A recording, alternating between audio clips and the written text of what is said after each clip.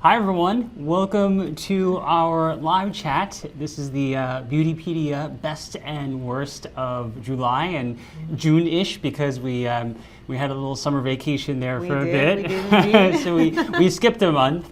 But I am Nathan Rivas, the content manager and senior researcher here for the team. And I am Mercedes Santaella Lamb, and I am the lead writer and researcher for the team. And this show is all about the top products and the products that kind of disappointed us the most, things that stood out, whether it's skincare or makeup, as being either the most interesting or the most, infuriating or something along those lines that we just thought, that we would share, so we can kind of share some of those little insider tips and things that go on behind the scenes. Yeah, absolutely. So we've got a lot of great questions here, but I think before we get into anything, then let's go ahead and talk a little bit about some upcoming reviews, some products that we're excited about. So. Yes, I have. Let me see. We have the liquid tape here. Oh, you know what? I think it's in that little bin right there. Okay. Yeah, sorry, I had it hidden. This My fault. Is, you've probably seen this advertised. It's the Estee Lauder New Dimension Expert Liquid Tape. And of course, kind of an old school way to make wrinkles disappear, in addition to like great ingredients like retinol and antioxidants, is taping your face back. Taping your face. You're taping your face. We're going and kicking it really old school. Taping your face. And this product is supposed to basically have the same effect, except in a liquid skincare product. So I'm going to be testing that out to see how it works. I know that you are supposed to put it on first thing in your skincare routine. Cleanse, put this on, and then everything over it. So we'll see how that works, and if I actually do look like I have tape on it. So I might have a couple of days where I look expressionless at the office. That you'll know that's when I'm testing this out. So and look, the ingredients. It actually has some good ingredients in it. No fragrance that I can see. But I'm wondering how exactly this works. Tape on your face. Yeah, tape on your face. I don't know. The That original way to get rid of wrinkles. Just tape your face. So I am actually in the midst of two products that I'm pretty excited about, and they're both kind of actually, kind of sister products of one another, and that is the Makeup Forever Ultra HD Foundation. Heard a lot about that one. And the Makeup Forever Ultra HD Foundation Stick.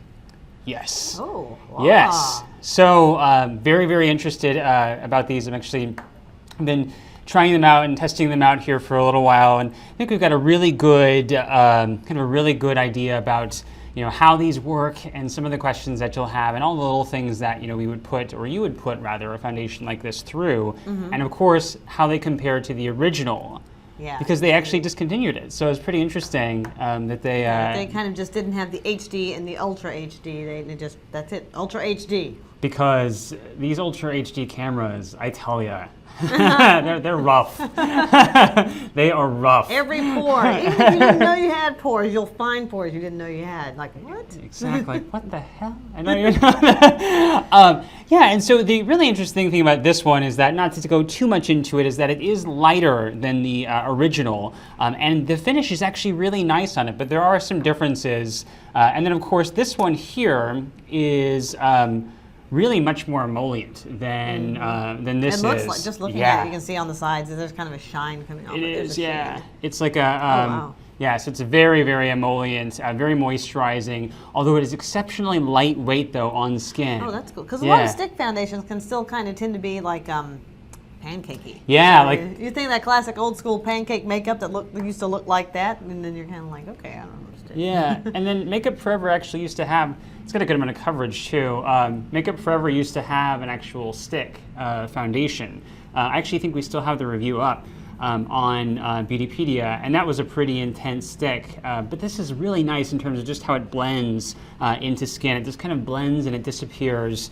So it's definitely a really beautiful formula. But there's a lot of things to consider. When you're talking about foundation, it might look good, when it first goes on, but how does it pan out? So hopefully we'll have those reviews up for you next week. Hopefully, fingers crossed.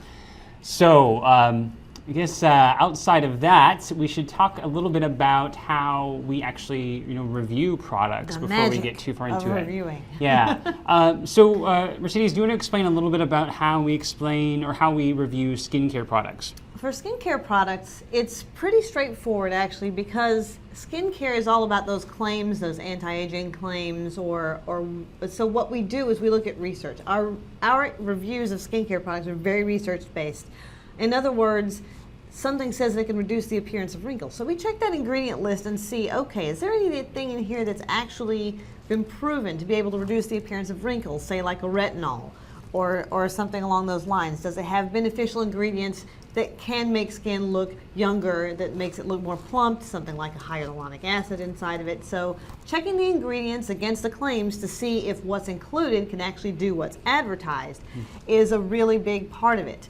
Another thing that we check is what it does not include, because a lot of great formulas, otherwise fantastic formulas, can have something like lavender oil or citrus oils, and those kind of fragrant ingredients or high amount of alcohol, which is very drying to skin, can actually undo a lot of the great things that the other ingredients are doing for you, like antioxidants. It can cause skin cell death, of course dry out your skin, like I said, and even make your skin more sensitive to sun exposure. So these are things to consider, and of course, packaging. Packaging is very important because antioxidants especially can get a little bit not as effective if they're exposed to light and air on a daily basis, which was why we talk about, if you're familiar with our work, we talk about jar packaging a lot, because opening up that jar every day exposes those antioxidants to light and air, and by the time you get to the end of the jar, you're not getting the full impact of those ingredients that you were at the beginning. And especially considering some of these products aren't necessarily inexpensive, you should be getting that full use from the first use to the very last, which is why packaging is a really big deal for us. And there's also like the sanitary, issue. Yeah, I mean, because bacteria, even if you wash your hands really well, there's bacteria in the air. So it just kind of, like dust motes, that kind of thing are getting in there. Even if you use like a spatula or, a cotton ball, you cannot, unless you have a surgical level, what is the word I'm looking for? My goodness. Like if your room is sanitization process. Exactly. Or a UV machine to sanitize equipment. You cannot get a bacteria-free implement to put into your jar of moisturizer. It just doesn't exist. So it's just one of those things like, ugh. There's so many great products out there now. It's just no reason to put up with. Yeah, and there's a lot of great packaging out there as well. So it's not for most of these products, they absolutely could be repackaged in a container that is more effective, which is why, if jar packaging was the only way to get a certain formula in there, we would take that into consideration. But for most of these, you could probably get it in another container that would protect those ingredients a lot better. So that's why that's a big consideration. Absolutely. So that's kind of a very nice overview about how our skincare reviews actually work. When it comes to makeup, it is, of course, we do always start with the ingredients, because we want to make sure that, as Mercedes mentioned, the things that you don't want in your formula, they're not there, or if they are there, they're not there in such an amount that is potentially or more likely to be problematic, whether it comes to irritation, all those sorts of things. So we definitely start with the ingredient list, and of course we want to see what kind of claims they're making. Some products make skincare claims, or some makeup products make skincare claims around their formulas. So we want to see whether or not it has the ingredients that can actually make good on those claims. And then, of course, there is the subjective part of makeup reviews, because makeup is meant to be worn. It's meant to actually be tried out and evaluated on the basis of texture and wear time and whether or not it lives up to its. If it says it's for oily skin, does it last the day on someone with oily skin? Likewise, if it says it's for dry skin, does it feel comfortable on dry skin? Does it accentuate dry spots? Does it get into lines, on the face, those sorts of things. So we do a lot of testing of those products, and ultimately, we judge them on the what the universal, the universal view of this formula would be, from the perspective of, yes, someone who's very experienced might find a foundation that's tricky. They might find that foundation wonderful because they're super experienced with makeup and they're ninjas with their makeup tools. It might work great for them, but for the average person, is it something that's really worthwhile working with if it's a really tricky formula, or are there better alternatives out there? So a lot of that goes into that, and then we do try to be as specific as possible in our makeup reviews when we talk about things like, what kinds of shades they offer, if something doesn't live up to our highest expectations, why specifically did it fall short of it, sort of that. So all that information, hopefully helps you determine whether or not a product is right for you, whether or not, we thought it was absolutely wonderful. Okay, so let's take a couple of fan questions here before we get into the show. So a few early birds. Amy P had the question of, can someone shed light on how they wash their neck and chest at night without taking a shower or making a huge mess? Do they just not worry about removing sunscreen in this area? Inquiring minds want to know. Mercedes, how do you handle that? Basically, I do when I take off makeup, especially. I apply sunscreen, of course, when I put it on my face in the morning. I put it on my neck as well, and on my chest to the areas that are exposed. Well, what I do at night is basically I take my cleanser. I'm over the sink. I take my cleanser and wet it a little bit, and then apply it to my face and neck. Now, for my face, of course, I can just go in the sink and kind of splash it off. For the neck, what I do is I just take a soft washcloth and wet it, and basically just then remove the cleanser with the washcloth and just rinse it however many times you need to. But I just find using a soft washcloth is generally the best way to do that, and it seems to be effective for me. It's kind of a very straightforward way to do it, but it works well for me. And just taking the washcloth, kind of getting it damp when you remove your cleanser. And to get your cleanser on your neck and chest, you don't have to wet it a lot. Just add a little bit of moisture to your cleanser, put it on there, and then just towel it off with a damp washcloth. And that's basically what I do. Very straightforward, but it works for me. I use a Clarisonic at night. So then after I use my Clarisonic, I actually just take the facial cleanser that's already on my face, and I just kind of like move it around my neck, and I just sort of like lean over the sink. And then I try to rinse, I'm not like it's never like those Neutrogena commercials where they're just like, so great. They have like this nice bowl. Yeah, exactly. If I did that, water would be like 10 feet behind. I know, they just like, I don't really worry about it as much, just because I kind of try to like do the lean over the sink to try to get all the cleanser off. But really, when you're kind of getting to that area, it is important to take off, the sunscreen and other substances you accumulate through the day, especially if you're prone to kind of dry, sensitive skin. Like I can, sometimes in the wintertime, my skin can get like so sensitive it gets red just from like my collar, rubbing on my neck. So it's important to get that off. But, sometimes, you can't avoid making a mess. But if you do find you make a big mess, you can always just like put a little towel like right at the front of your sink. I'm gesturing down here like you can see. So like right at the front of your sink, so when you lean over, if you get water that goes down, then just the towel absorbs it. Yeah, towel absorbs it. So that's how I do it, and that's how Mercedes does it. So one more question, and actually we have one that's interesting I want to take here too. So SoulKeys86 had the question of, I have a friend, male, who has a really bad problem with ingrown hairs from his facial stubble. He's tried BHAs from Paula's Choice, but unfortunately they haven't worked. Any ideas? If he's tried BHAs and he tried them for a long enough time, like he gave them a good like month or 2 months to really see that full benefit, especially if you've got really stubborn ingrown hairs. If that didn't help, I would say that it could be a combination of his shaving process being more irritating than it should be. Because with the whole ingrown hairs thing, that is actually a big part of that is inflammation at the hair follicle. So if your skin is getting irritated from shaving, then your likelihood of getting ingrown hairs is really going to increase quite a bit. I get really sensitive skin when I shave, so what I do is I put on like a layer of just like straight plant oil, like avocado oil. I put that on my face, and then I put on a really rich shaving cream on top of that. And then I just shave, and that actually has taken care of almost entirely of my the issues I used to have, with that. But another option might be that if the ingrown hairs are pretty superficial, they're right at the surface, a cleansing brush like a Clarisonic, can help to really kind of work those out. That's only if they're right there at the surface that BHA just didn't quite get to.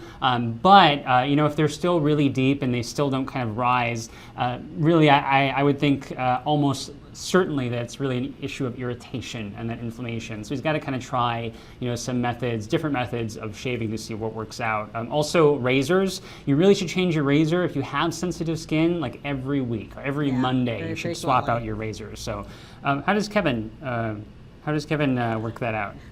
He actually shaves with just water. Oh my God! I know. I know. Every time I look over there at the sink and see him like over there, like just with the razor and like putting water on, and how are you doing this? So, that is just crazy. Yes, cold, like just cold water. That's it. That's oh my gosh. I know, okay.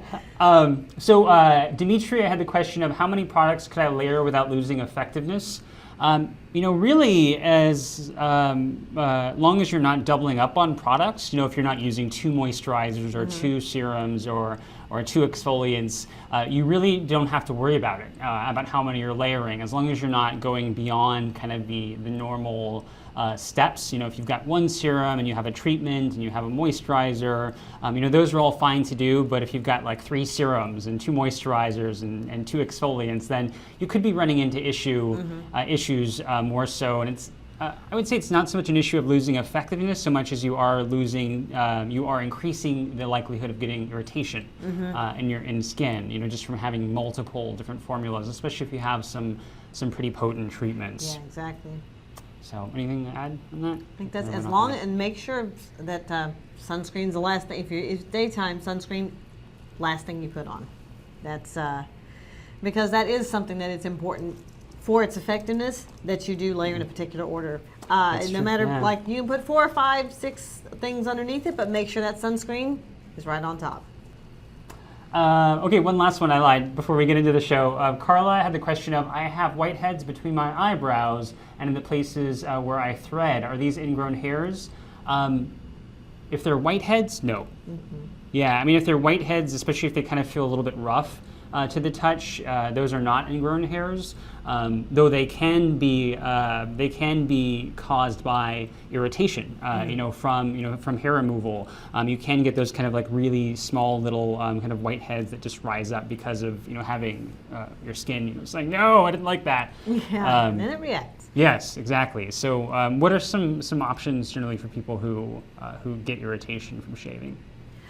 Basically, a BHA or something, just a very gentle moisturizer, a toner with a very gentle toner with antioxidants can help calm some of that the irritation. You're looking for some anti-inflammatory and anti-irritant products, so it can come in the form of a toner or a serum even.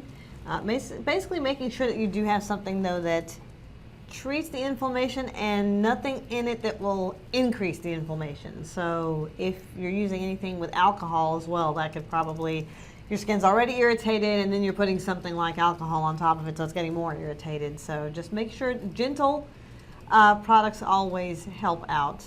And thankfully I haven't had too much of an issue with that. As thin as my skin is, and it is pretty thin, you can kind of see my veins through my skin.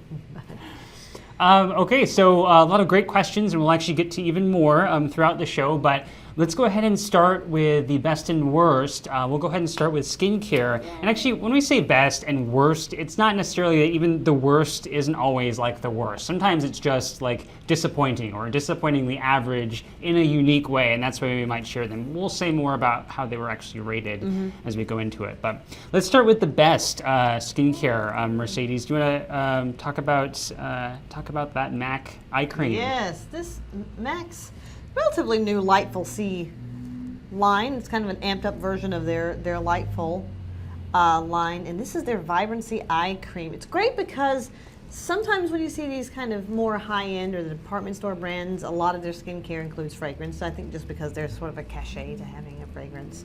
We've seen that a lot with Bobbi Brown recently. In fact, there have been a couple of really well-formulated Bobbi Brown products that have been reformulated to include lavender oil. I know, Bobbi Brown and your lavender oil. MAC, another Estee Lauder brand, so it is owned by the same parent company, but their Lightful C line gets it right because this is fragrance-free, which is great, especially in the eye area. Fragrance is not a good idea for any area of your face or your body, but especially in the eye area because that fragrance can cause irritation, and you don't want to have kind of runny eyes all day long. But this also has really great antioxidants. I mean, it moisturizes the eye area really well. If you're looking for an eye cream, this is an excellent option. And Nathan, who pays attention to ingredients, he really knows his stuff, found out that this is actually identical. And we mean identical, not just one ingredient off or a couple of ingredients, like absolutely the same product as Smashbox, the under eye primer. Yeah, their photo finish hydrating under eye primer. It is the same product except $15 cheaper. Yes. So yeah, that's isn't that amazing. Funny? Exact same thing. Nathan is really sharp when it comes to looking at ingredients and saying, hey, doesn't this kind of look like, and he looked it up and exactly word for word, the same product, $15 cheaper. So if you had been looking at that product, this is definitely a great alternative because it's the same thing. It is, yeah. And so the nice thing with this is that, of course, on that dupe note, with both brands being owned by Estee Lauder, that happens a lot. We see that almost, especially when it comes to makeup. Not so much, we see similarities with skincare, but when it comes to makeup, we see that a lot with brands like Estee Lauder. But this is actually just it is the exact product. It's not like, oh, it's very similar. Like, no, it's the same product. And it is actually a really nice formula. Personally, I myself, I really love eye creams. I really like having that kind of separate product. Yeah. And so this is actually a really, for the price especially, it's a nice formula. As Mercedes mentioned, it didn't come in a jar. It doesn't have fragrance. It's not super rich. It's kind of like more of like a kind of a creamy lotion, for example. And the vibrancy kind of refers to the vitamin C aspect of that, but it does have kind of a slight luminescence. But if you layer it under a concealer or anything like that, that luminescence, you can't see it. It's not like it's shimmer or anything along those lines. So it's kind of a good eye cream. It's a really nice formula if you like, separate products like that. Okay, so the first one I wanted to talk about was actually one from that Paula's Choice just launched, the acne body spray. And it's ordinarily, acne products, I'm not always incredibly excited about them because there's really only so many things now you can do with acne products that isn't exactly life-changing for a lot of people. Kind of a lot of those barriers have been broken. But the acne body spray, the clear acne body spray from Paula's Choice, 2% salicylic acid. It is lighter weight than the 2% BHA liquid. So it's actually very similar to the regular strength clear acne fighting treatment, acne anti-redness exfoliant solution. 2% salicylic acid. The nice thing with this is that not only does it dry really fast, for areas in the body like your chest and your back, but you can spray it upside down. And so you don't have to worry about getting like a cotton pad and trying to reach, I don't want to spray this on my shirt. Back. And so you can spray it, even from upside down. It dries really fast. And you can also use it on your face. And because it is so lightweight, you can actually just spray this into your hand, couple of sprays, put it on your face, and when this bottle gets empty, you can refill it with your toner if you like, even though that's not very good for the ingredients. But if you want a spray bottle that actually works with this, style of liquid, this actually works really well if you want to refill it. It's great, especially for the summer, because I know a lot of times in summer people tend to pare down their routines, and and especially since in the summer you're wearing shorter sleeves, you're wearing maybe like something that shows more of your back, you're wearing a bathing suit. And if you're going someplace and you want to treat that and you want to have something that can also take care of your face at the same time, it's a great kind of multi-purpose product, and it's kind of really good to take on a vacation with you. Yeah, it's just really travel ready. It is, yeah. It's just a really nice lightweight formula that if you're looking for a product to treat acne or keratosis pilaris even below the neck, or if you want a really easy to apply salicylic acid product for your face, this is a really nice formula. There aren't a lot of spray products out there that are like this that have these additional beneficial ingredients like to help reduce redness and inflammation. So, so. What do you have next, Mercedes? Oh, I was going to reach for one of the words. I was like, wait, no, not yet. Oh, yeah, and then you got to wait for the makeup. Yeah. Like, oh, wait, I got to talk about this. Okay, this one is one that we actually get asked a lot about. Nathan reviewed this one. Oh, yes, the Sunday Riley, Luna. Sunday Riley. Sunday Riley. And this one actually is, trying to see exactly what is it, 1 fluid ounce. for the bargain price of $105. Such a deal. I know, look, it's a steal. And of course, as with a lot of oils that we see on the market, it unfortunately does have some great oils, but has some that are not so great as well. Citrus oils, of course, they're not great for your skin. They can cause cytotoxic reactions even, and just general irritation. This does rely on citrus oils. I mean, it may smell fantastic. I think was this the one you were saying that smelled like would make a great like unisex perfume? That's it, where it smells awesome. It would make a great unisex perfume, but not a great skin. It's kind of like a green kind of cut grass citrus scent to it, which I mean I thought, I was like, God, that smells so good. I want to put it on my neck, but I don't want to put it on my face. Now, what about the color of this? Because I know that was brought up. This is actually not oils you think of being kind of yellowish or whoa. Yeah, so it's like That is it has teal. this kind of blue greenish color to it. And what Sunday Riley says is that, along with some of the benefits in this product, they also have some chamomile oils.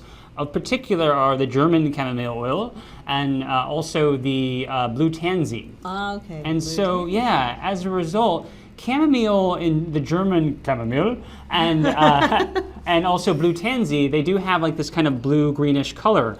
Well, so that's what Sunday Riley says, like, oh, that's why this, formula is this color.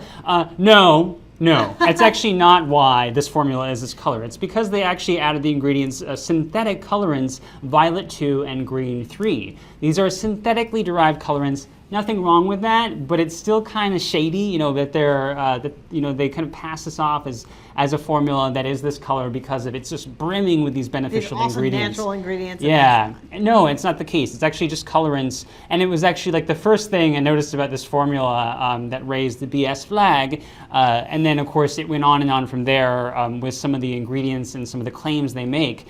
Had they not included the fragrance oils, the citrus oils, and there's a lot of them in here, a lot of the citrus oils here, and they used perhaps a better form of retinol, like retinaldehyde or even cosmetic retinol, this would have been a fantastic anti-aging facial oil that is just, really, really got some great ingredients. But unfortunately, the flaws that it had were too much for this formula to maintain it. So. Just not something that I was really surprised and disappointed by that. So, on that. So before actually we get too far into it, I thought we'd take some more questions because we still have quite a few here. So next one is we had a question from Stephanie 1, and she had the question of, can you guys please review Drunk Elephant Glycolic Night Serum, Tatcha Rice Powder, and the CoverX new Skin Oil Drop thingies.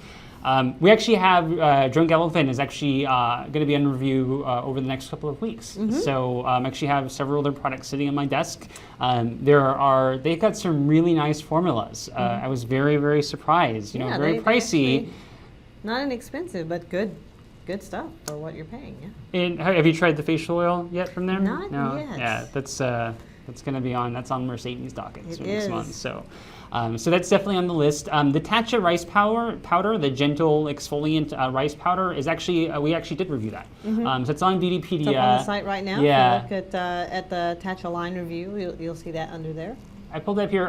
It's the Tatcha Polished Gentle Rice Enzyme Powder. That's the one you're referring to. It is on Beautypedia now, and it's just okay.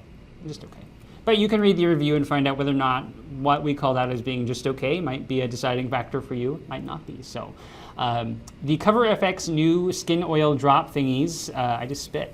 The CoverFX, and they're actually just combinations of citrus oils and some other non-fragrant oils. So pretty much the same thing as we run into here. They're combinations of citrus and fragrant, really fragrant essential oils. Basically, it's just adding perfume to your makeup and skincare products, which, You don't want that. They smell pretty good though. So Okay, maybe they if you do want smell to try a little bit like around your neck, around the pulses, here of your wrist, you can do that. But I would not ruin your skincare products or makeup products by adding those awful things to your formulas. If they'd made at least just one that was unscented, they could be actually some really nice facial oils, but they didn't, and so it's not something I would recommend really checking out. Yeah. So Risa T had the question of how long does it take to write a Beautypedia review? That is a good question. Yeah, That's a great question. Actually, that's phenomenal. It really depends on the product.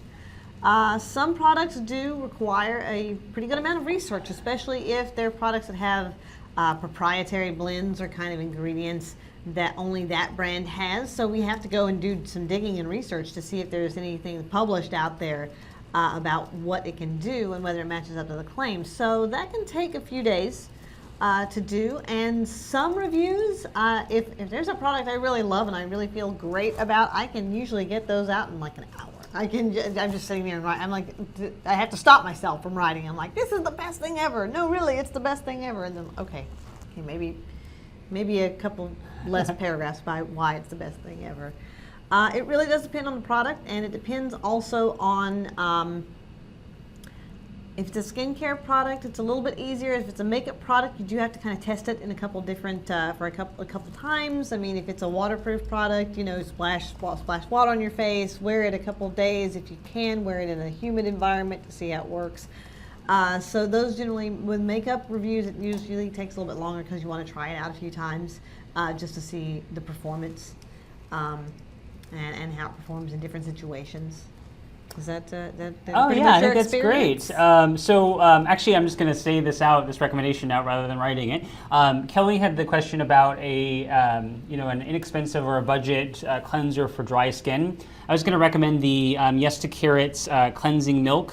Actually, what is the full name of that product? Because I'm going to butcher it here. Yes to Carrots cleansing milk. Cleansing milk is the cucumber. Yes, to Cucumbers milk cleanser. That is the one. That's a great cleanser. It's actually, wait, is this the one that's it? I mean, it doesn't sound right to me. Oh yeah, okay, yeah. So this is the one. So this is actually a really nice one, and they also have another cleanser here. That is, I think, a little bit better. And oh wow! Some of their products are kind of fragrant, but some of them are really great. They kind of, I mean, you do have to check your ingredient list, but some of the Yes To products are really amazing. Oh no, okay, I guess that is the one. Yeah, so that one is actually a really nice formula. It does have little fragrance to it though, but it's actually pretty mild. The fragrance itself is really mild, so that's actually a nice one to consider. Other options, Mercedes, do you know of any from the drugstore? From the drugstore, as far as a gentle cleanser, I actually have not used from the drugstore cleanser in quite some time. So I think Neutrogena has a couple of good options. Rissa T actually mentioned a great cleanser from Boots, anti-blemish foaming cleanser. Actually, Boots has another foaming cleanser for sensitive skin that's actually really nice too. Is that their expert sensitive line? They're from there. Yeah. So that's actually a really nice one too as well. So those ones, great ones to consider. And of course, you can always check out Beautypedia, for the options that we recommend under the best cleansers. Mm-hmm. You can actually sort it by price too, so you can actually see the least expensive ones, first, and then you can look for options that are like cream or milk cleansers. Those are excellent choices usually, for those with the dry skin. Also another one I just reviewed not too long ago. Skin Fix, if you can find it, to Target. They have a really great cleansing oil. If you like cleansing oils or you want to try out a cleansing oil, it's super, super gentle and has a lot of emollient ingredients. So if you have dry or sensitive skin, it's going to kind of really soothe that dry skin, sensitive skin. It's actually not too bad priced. It is at Target. Not all of the Skin Fix line is at all Targets, so you'll have to check it out. And it's also available on a couple of different websites, but that one's a really great one as well, especially if you have dry, sensitive skin. So in terms of how long it takes me to write a review, like Mercedes mentioned, it kind of varies. Sometimes when it comes to skincare products, If it's a product that is great, that is either going to be rated a good or a best or in the contending, as a contender for those ratings, sometimes it can take me, a little time, a little longer to write those reviews because, I think that products that are, up for a good or a best rating, then they tend to have, kind of a lot of extra steps and criteria that I go through just to kind of make sure that. And you kind of really want to explain, if we're giving it that highest rating, you really want to be out there kind of like justifying why it has that high rating, because you may go out based upon that review and say, okay, I'll pick this up. So we want to give you all the reasons, all the information that you need to know why we liked it so much. Yeah, and because part of that is that, as Mercedes mentioned, there is that aesthetic preference. Sometimes, even a formula might be great, you might absolutely hate the way it feels on your skin, and we can't really tell you whether or not you're going to like that formula on your face or not. We can really only tell you whether or not it can back up its claims, and we can talk to you about how it does feel, but we can't tell you whether or not you're going to like that, or not. If it's a product that's awful, that has a lot of things wrong with it. Those are for me, that's kind of the easiest to write. Yeah. I mean, if a product is just terrible, you can just like go down the line and say like it has this, and this. Those are actually among the easiest reviews for me to write. It's like if it's just a really bad product, it's easy just to kind of like wax poetic about why it's so bad. Exactly. So it's great. You get like righteous indignation, and it's awesome. It's amazing. Sometimes these products are just so unbelievable, and I just can't. And you get people who are just like, oh, it changed my life. It's just so great. It's just great. Well, it's so great. Like it's they're just 50 and they great. look 25, and they're 50 and they look 25, and that's the reason why. It's like, wait, no, that cannot be the reason why. Yeah, it just doesn't, and of course we're always welcome, or we're always open to reasons that we should take a second look at a product. Someone says, this product did this and this and this for me, and here's why you might want to take a second look at it. Someone gives us some real details, we're absolutely happy to look at it. But if someone says, oh, I love this, it's great. It's great. That's the one I love. It's great. It's great. Like, okay, well, great is subjective. I like chocolate cake. It doesn't mean it's great. It doesn't mean it's great for me. It's Wait, what? It's not healthy? Yeah, I know. Okay, I kind of went off on a big tangent there. My mind is blown. I know. So Ravathi has so Ravathi had the question of, what do you guys think of Smashbox BB water makeup? That's actually in a review right now. It is super, super lightweight. It's very lightweight. Actually, the water, it does feel very watery. In fact, it's actually a lot like a cushion makeup. One of those cushions. It's actually like a cushion not makeup. In the cushion. Only Smashbox was like, that's kind of gross. So let's put it in a bottle instead. So it's actually like a cushion weight makeup. It's very watery, very fluid, water based, not silicone based. So it doesn't have that kind of very slick feel. And so it's very lightweight. It's great. It's also very lightweight coverage. If you're looking for something that's like along the ways of a tinted moisture, it's an option. That's the way to go. But if you're looking for like fuller coverage, not. No, you can't even layer it for fuller coverage. And I think it's great. I think it's a really nice product, but it's really not a great option for those who want a medium to full coverage, formula. So. Okay, so let's actually go ahead and get back to our show, because we do have a lot of products to get through. We do indeed. So next is one that's... I gotta wait for you to say the brand name. That's my favorite part. That's my favorite part. The Super Goop, the Super Goop Defense Refresh Setting Mist with Rosemary SPF 50. I just did a video for this. It probably might be up today, depending on how we can get our act together and get it up today. But if not, it'll be up first thing next week. And so this is a product that has, a lot of great claims around it. It says, it'll help set your makeup, and it will help absorb oil, and it will give you a way to refresh your SPF, without having to disturb, as I mentioned, your makeup. It sounds like just a dream come true. You're like, hey man, because a lot of people ask us about how do you reapply your makeup or your SPF if you have a full face of makeup. That's a big deal to a lot of people. Unfortunately, it's total bull. Total beep.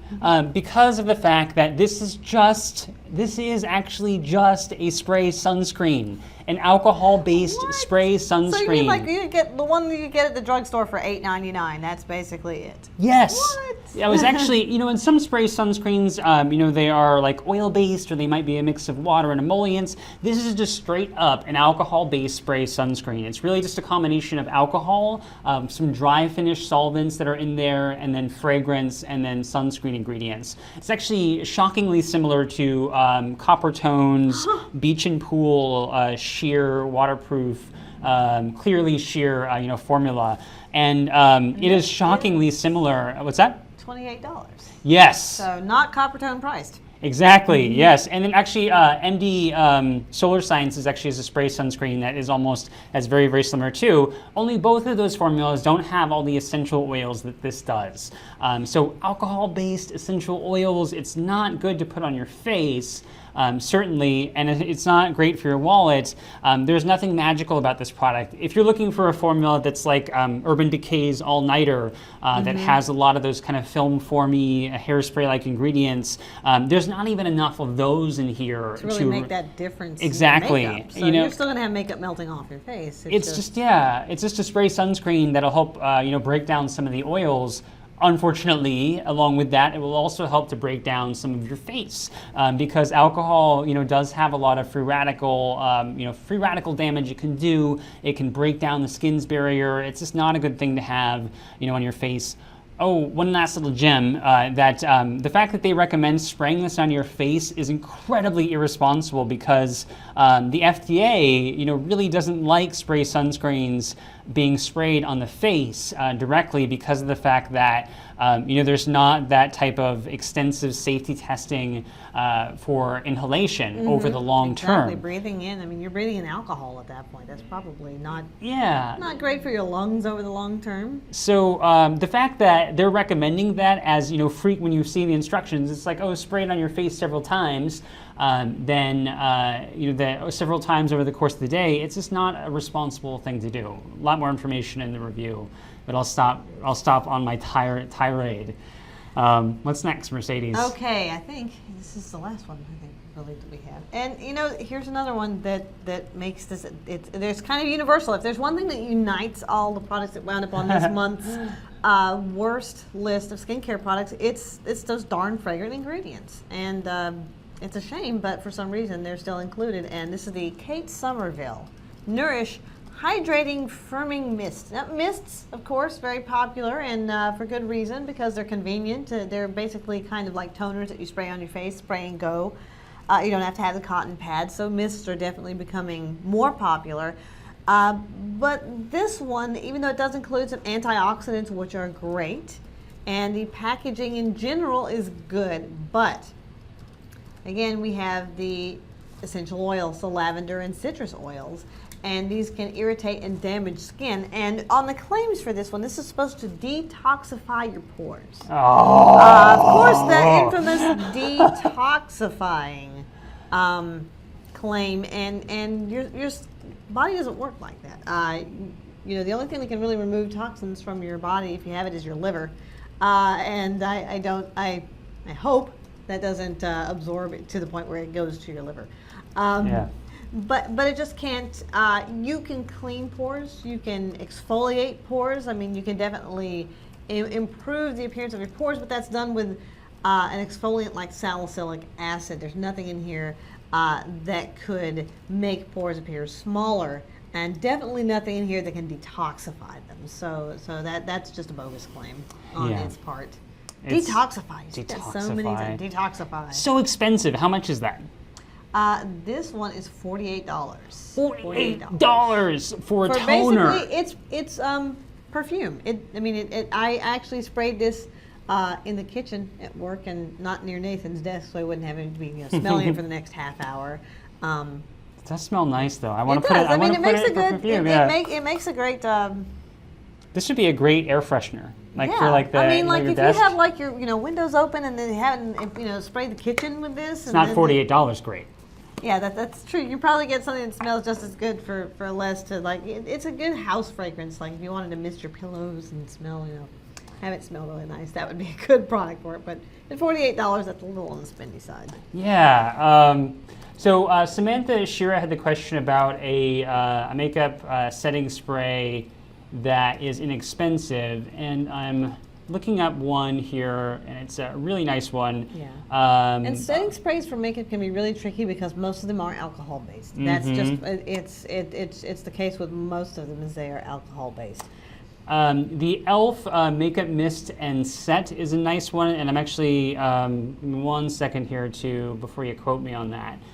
If you're looking for one that's inexpensive, she asked about the L'Oreal one that you tested. Yes, yes. And that one was full of, it was loaded with alcohol. It was like the second ingredient in it was water, alcohol, and then a couple of like film forming agents, and that was it. It was very, very kind of straightforward alcohol and water, and not one of L'Oreal's cheaper products. Yeah, what's so funny is that even if you were like, oh, okay, I'm just going to use it every like once a year or something, for a special occasion when my makeup just has to stay where it's at.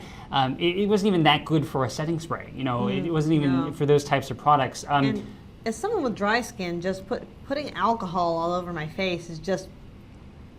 I start to feel my skin cracking as I think of it. Like how your skin gets so dry that like hurts to move it because you feel like fissures forming and that kind of thing. That's alcohol just spraying on my face seems like such a bad idea for having dry skin. Yeah. So a great one option from e.l.f. is the e.l.f. Studio Makeup Mist and Set. It's not alcohol based, it's water based. It does have a lot of those film forming agents in it to help kind of keep everything where it's at. Those on their own, though, they can be irritating themselves, so it's not something like you'd want to do every single day, but, it is definitely a great option for, if you have, 1 or 2 nights a week or 2 days a week where you just have to have your makeup just last all day long and into the evening. That is a great option to consider, and it's like $3, so it's pretty inexpensive. And you can find it at Target while you're picking up, paper towels and that kind of thing. Get a really nice setting spray while you're at it. Okay, so we had a question here, one more before we get into moving into the best makeup, and it was from Lisa VC. She wanted to know about some great serums for someone who is acne prone, who has sensitive skin, and is kind of oily to combination, and she's in her 20s. So she's looking for a good kind of lightweight anti-aging or some lightweight anti-aging serum option. So do you have any off the top of your head? Let's see. I generally go for myself personally. I go for a little bit heavier serum options because I do have that dry skin. But definitely, you want to look for something with not too many emollient ingredients. And of course, our list of best serums on Beautypedia. You can find a lot of options. There's actually some pretty good options out there, and you can have it by skin type, and even we will note if it's good for sensitive skin in there. I'm trying to think of some for that particular skin type. So this is actually Regenerist we really rate well. Yeah, so Regenerist is a nice one. They have their fragrance-free option. That's the way to go. Yeah, absolutely. So that's a nice kind of basic, not basic as in, basic as in not going to help you, but it's just a nice kind of general mix of great ingredients, kind of like taking a good multivitamin for your skin. Andalou Naturals has some good options. They have 2. There's one that's the turmeric plus a C Enlightened serum, which is really nice. It's kind of like the Regenerist fragrance-free, only it has a few more beneficial ingredients, I think. And then one of my favorites, I actually have 2 that I like. One is by Dollar Shave Club, and that is they've got some great stuff. Yeah. Wow, they are really impressive.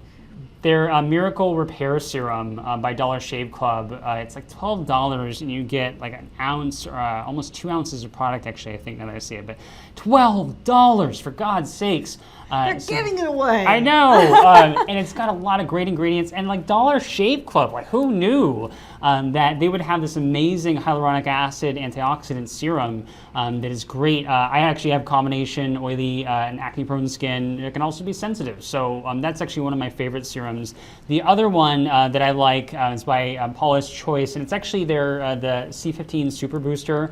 And that's actually not really a serum, it's more like a skincare booster. But if you have a lightweight moisturizer that you're using already and you don't can't really find a serum that works great for you, the C15 Super Booster has 15% vitamin C and then some other beneficial ingredients, and you can just add it to the moisturizer you already like. And then you don't have to worry about getting a serum. Then it's just kind of a nice way to just turn your moisturizer that works well for you into something really good. So, any other suggestions? I think that's it. Yeah? I think that's what it is. Okay, so makeup. Makeup, okay. You want to Yes. start with the best. Best. Okay, this one, of course, Urban Decay. I have no idea if they knew when they put out their first Naked palette, but it has become a brand within Urban Decay. So I mean, this is they put out tons of products under that, and the latest is the Naked palette, the Naked Smoky palette, which I love the design just from an aesthetic. Yeah, from it's an a aesthetic nice perspective. It is a nice Ooh, palette. it looks so cool. But the palette itself. I'm gonna hold the mirror down. Oh, yeah, mirror down there. Okay, so it's not exactly like the neutrals or that Naked is known for. That's nothing okay, naked though. about that palette. There isn't. It's just a brand name at this point. But the colors are great. As you can see, they have these nice, you can make a great smoky eye. It includes those plums and blacks and grays, and there are a couple of really matte shades as well. If you want to, you can definitely use these last 3 shades for a very nice neutral eye look if you want to. But this is definitely geared toward the smoky eye, which is always a classic eye look.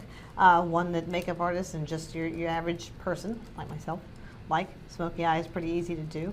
And this one's great, actually. I know a couple of people have said the last couple of Naked palettes haven't quite been up to Urban Decay's standard, haven't really been impressed them as much, but this one looks like a return to form because the shadows all perform really, really well.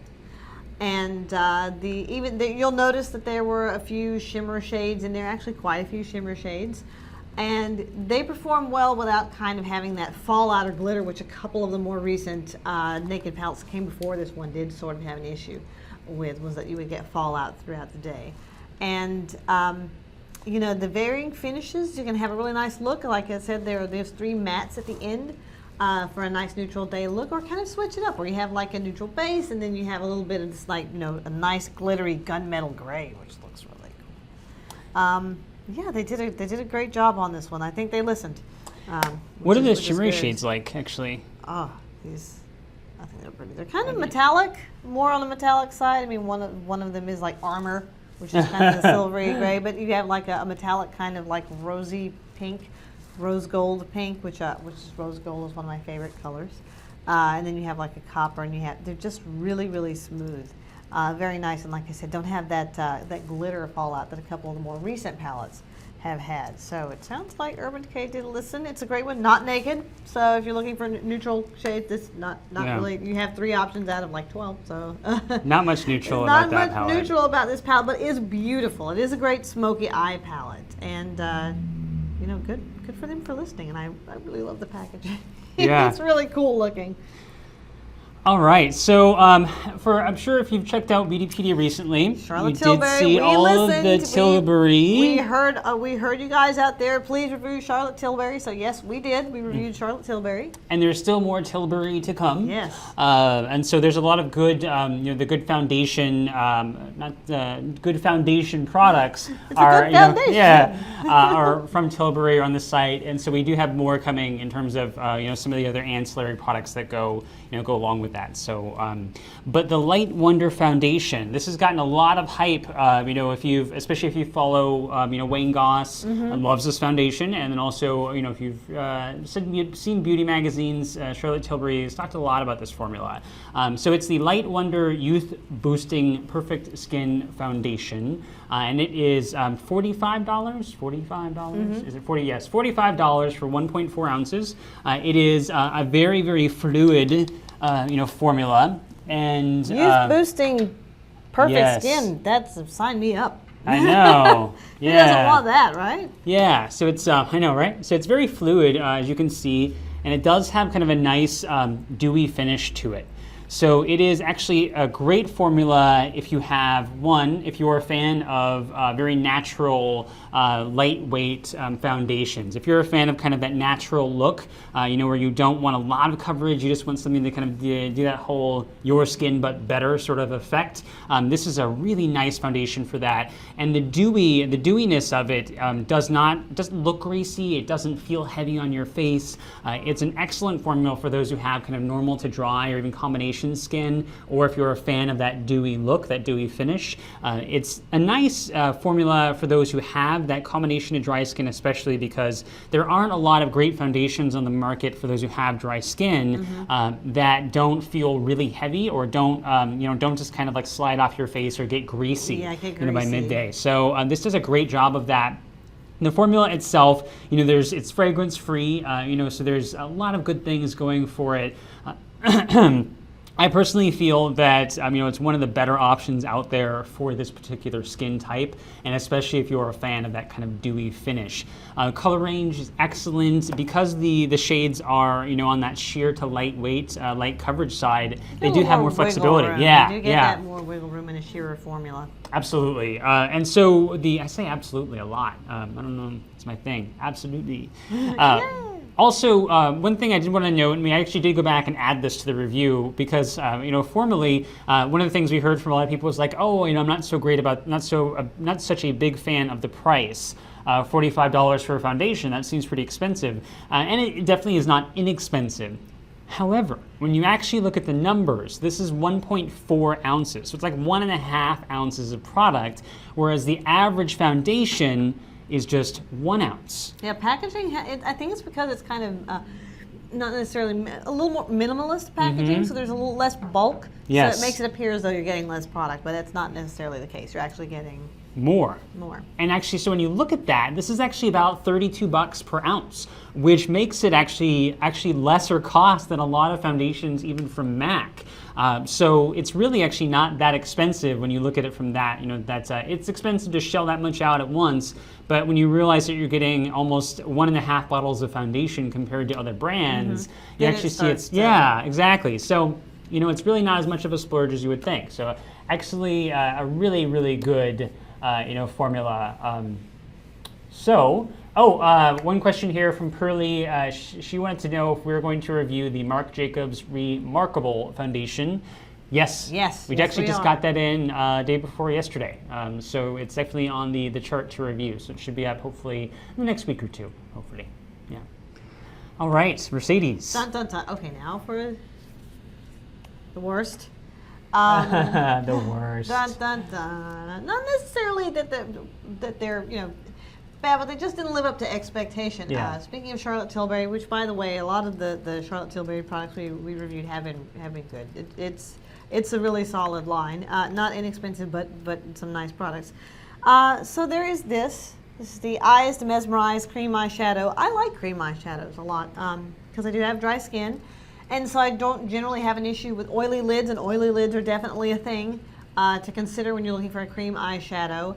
And cream eyeshadow can be a great way to have something to just, if you're heading out real quick and you want to throw on like a lip gloss, a little bit of blush, and a cream eyeshadow, it can kind of pull together a really good, quick makeup look. And this is supposed to be part of Charlotte Tilbury's quick makeup look. And as you can see, this color, which is Jean, it's gorgeous. It's a nice gold color, champagne color. But it creased like crazy on me. Even with a primer. I put a primer on there. It creased within a half hour. And I mean, on a very obvious sort of half moon shape on my lid. And I re-blended it, and then another half hour after that, it had creased again. It just creases like crazy. It's probably because the formula is pretty emollient. Gorgeous color quality. You need very little for a lot of color. I mean, it feels amazing. I mean, it's got a nice mousse-like texture, a lot of color, but it creases like crazy. So if you have an issue, and I don't normally have an issue with eyeshadows creasing, even cream shadows creasing on my eyes. So if you have an issue with creasing at all, you'll probably notice. And it creases quickly as well. So that's why we could not give it a best rating. Could not give it our highest rating because it's an unfortunate product. It was a crease factory, and it was so beautiful. The color is gorgeous, and the color quality, I mean, but Man, it creased like crazy. Do you want to talk about that retro matte lipstick? Because you also reviewed that one too. Yes. MAC's. Now, MAC, of course, has tons of products, but it really is what kind of got it on the map in the early 90s was that Russian red lipstick, that really matte red lipstick. That Ruby Woo. Classic. That's a great one too. Ruby Woo is another one. So it came out recently, and MAC's always got a matte lipstick in its lineup. I mean, it has a regular matte lipstick, but then it came out with its retro matte, and it's just it's kind of what it has those qualities that deter people from using matte lipstick. It's basically like a lot of people who avoid matte lipstick don't like it because it's drying and because it can kind of freeze in place and you can see sort of cracks in your lip as it goes along, and that's kind of almost too retro matte. It's like not retro, not in a good way. It's retro and they've fixed these problems since then, so we probably shouldn't go back to that formula. It just was drying, and I always wear a lip balm underneath my lip products because I do have dry lips, and I keep that in mind. But this was dry, even putting a lip balm underneath it, and as it wore on, it didn't. A lot of matte lipsticks, the appeal for a lot of people is that they wear a long time and they wear sort of evenly. They kind of, and this, it balled up and flakes. I was like pulling pieces of lipstick off of my lips, and it wasn't that I wore it a few times out just to make sure that wasn't like a particularly greasy meal that I ate that was kind of interacting with the formula. It just really is, it looks unattractive after a while. I could check myself in the mirror and was like, oh, I gotta wipe this off because it looks like I have like no lipstick at all in the center of my mouth and a line around the other end. Yeah, that wasn't very pretty. Yeah, that was not. And you know, MAC has other great matte lipsticks. I mean, it came out with its. You had to be up at 12 a.m. to get it. The John Battista Valley lipsticks that they recently came in with, those were matte and those were gorgeous. They were amazing. They were creamy. They were nice. They were long lasting. They looked beautifully matte but weren't drying. So MAC can do and does do matte lipsticks right, but retro matte definitely one to skip. Too retro. Yeah. Okay, so there are a lot of great questions here. And last one here, actually, we have time for like one more question. But you know, even afterwards, if you want to leave your questions, you know, here on the show, and we will go back and answer them. Exactly. So. Or you can hop over to our Facebook page on the post for this, and you can leave your questions there. We can answer those too. So, okay. So one last question here: any recommendations on a foundation for very oily skin? I was thinking about getting the NARS All Day Luminous Foundation. I currently have the Tarte Amazonian Clay, but I feel very cakey all day long. That's another problem too with oily skin is in matte foundations tend to be like super matte. Yes. There are some great ones out there. The NARS All Day Luminous Foundation is a great one if you have oily skin. If you have extremely oily skin, though, you know, it's not going to be perfect, you know, for you because it's not super matte. It's just, you know, it's just a very good matte foundation. It's just not a super matte, you know, foundation. I would say that you might want to try the MAC Pro Longwear Nourishing Waterproof Foundation. That is a great, very matte, very oil controlling formula that lasts. I dunked my face in a bowl of water for it. Yep. That was it. That was great. That's burned into my memory. It's awesome. Dunking is, you know, just there. It lasts. I mean, that thing hangs on even through perspiration, through dunking my face in a bowl of water. And it's great because here in the northern hemisphere, it's, you know, summer. Yes. So you know, a lot of places are humid, so that's a great option. You know, if you're going to be wearing makeup out and you don't want it to slide off 20 minutes in, you know, get outside and you're like, yeah, exactly. Back. So that's a great one if you have very oily skin, you know, and you want that kind of very matte finish. That is a really good one to consider. Another one to think about is the Cover FX Custom Color Drops, Custom Cover Drops or Color Drops. I can never remember which one it is. Custom Cover, I think it is. I think so. And so this is actually a just pure pigment, you know, in a pretty much really just kind of pure 100% pigment. You add about 2 to 3 drops. I am dead serious. dose. Don't be like, oh, more is better, Yeah, like 6 drops. Just a little bit. No, like 2 to 3 drops. And if you add it to anything that is very lightweight, any type of lightweight mineral sunscreen, for example, any lightweight moisturizer or any lightweight foundation or a tinted moisturizer that's very lightweight, those custom cover drops have a really matte finish to them. So if you want to add it to a lightweight mineral sunscreen that also has a matte finish, it will turn that formula into something that is very, very matte. So a lot of oil absorption going on. So that's a great option to consider as well too. But essentially, a lot of it's going to be about experimentation. Kat mentioned Estee Lauder Doubleware. That's their Doubleware Classic, the original formula. That you'll have to chip that off your face. It is just a long-wearing, formula foundation. A little bit goes a long way. Though you don't want to, look artificial unless you're going for that look. Sorry, one last one, and then we're out. Kat also had the question of she wanted to know some good drugstore moisturizers, for kind of oily combination skin. She said she's using the CeraVe moisturizing lotion. I don't know if you're using the CeraVe PM moisturizing lotion. That's a great one, for oily skin, oily to combination skin. But if you have oily sensitive skin and you're looking for a moisturizer at the drugstore, there aren't a lot of great options. It's true, and they tend to, there tend to be like a couple of ingredients that are just not, otherwise okay formulas, but then they put in like oily for some reason, it's like alcohol. We'll dry you right up. Exactly, we'll fix you up. You're actually better off looking for serums at the drugstore as a lightweight moisturizer step. And there's no reason why you can't use a serum as your moisturizer step, especially if you have oily skin. Or even a toner. Exactly. A great toner can be a great, if you don't require, if your skin is so oily that you don't require extra moisture, a lot of extra moisture, a really well formulated toner can kind of just be what you need. And so a great serum, as we mentioned earlier, Olay's fragrance-free regenerous serum is a great one. Andalou Naturals has some great serums. Their Fruit Cell Renewal serum and their Turmeric Plus C Enlightened serum, both great lightweight serum formulas, and all of those are available at the drugstore. But otherwise, in general, I'd say start looking to serums at the drugstore versus moisturizers, because most moisturizers at the drugstore are better for dry skin. Yeah, they just kind of, for some reason, they're really targeted to, they think moisturizer and they think, okay, well, that's got to be for dry skin. Every skin needs moisture. Exactly, some level. So, all right, gang. I hope that was fun. I hope that you enjoyed it as much as we did, because it was a fun show. For us. It always is. It's a blast. Yeah. So a little bit later, we will post the best and worst full product list. You'll see the links in the About section below, and that will actually link back to the full list on our Facebook page. So you'll be able to see everything that not only that we got to today, but also that we didn't get to, because we can't get to all of the products, unfortunately. So again, I hope it was helpful. I hope you enjoyed it, and thanks for all the great questions. Yeah. Have a great weekend. Have a great one. Bye bye. Yeah. All right. Bye bye.